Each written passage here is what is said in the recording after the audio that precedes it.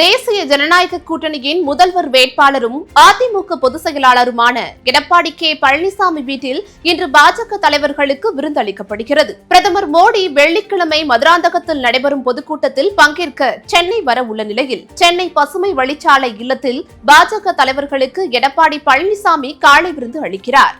பாஜக தேர்தல் பொறுப்பாளர் பியூஷ் கோயல், தமிழக பாஜக தலைவர் நயினார் நாகேந்திரன், பொன் ராதாகிருஷ்ணன், எம்எல்ஏ வானதி சீனிவாசன் உள்ளிட்டோர் பங்கேற்றுள்ளனர். செய்தியாளர்களிடம் பேசிய வானதி சீனிவாசன், தேசிய ஜனநாயக கூட்டணியின் முதல்வர் வேட்பாளர் வீட்டிற்கு விருந்துக்கு வந்திருப்பதாக கூறினார்.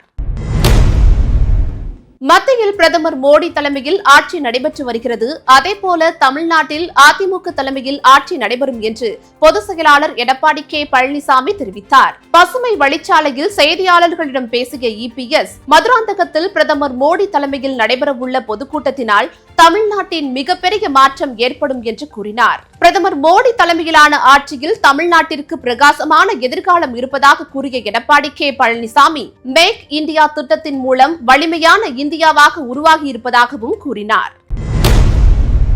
தமிழ்நாட்டில் நிர்வாகம் சீர்குலைந்துள்ளதாக மத்திய அமைச்சரும் தமிழக பாஜக பொறுப்பாளருமான பியூஷ் கோயல் குற்றம் சாட்டினார். சென்னை பசுமை வழிச்சாலையில் அதிமுக பொதுச் செயலாளர் எடப்பாடி கே பழனிசாமி வீட்டில் நடைபெற்ற விருந்தில் பங்கேற்ற பிறகு செய்தியாளர்களிடம் பேசிய பியூஷ் கோயல், உதயநிதியை துணை முதல்வர் பதவியிலிருந்து நீக்க வேண்டும் என்றார். சனாதனத்திற்கு எதிராக பேசுவதால் துணை முதல்வர் பதவியில் நீட்டிக்க தகுதியில்லை என்றார். ஊழல் நிறைந்த திமுக ஆட்சியை முழுமையாக வீழ்த்தி அதிமுக கூட்டணி ஆட்சிக்கு வரும் என்றும் பியூஷ் கோயல் தெரிவித்தார். திமுக ஆட்சியில் தமிழ்நாட்டில் சட்டம் ஒழுங்கு சீர்குலைந்துள்ளது என்றும் திமுக ஆட்சியில் 4 லட்சம் கோடி அளவிற்கு ஊழல் நடைபெற்றுள்ளதாகவும் அதிமுக பொதுச் செயலாளர் எடப்பாடி கே பழனிசாமி குற்றம் சாட்டியுள்ளார். திமுக அரசு அனைத்து துறைகளிலும் தோல்வியடைந்து விட்டதாக கூறிய எடப்பாடி கே பழனிசாமி, பெண்கள், சிறுமிகள் என யாருக்குமே பாதுகாப்பு இல்லாத நிலை ஏற்பட்டுள்ளதாக தெரிவித்தார்.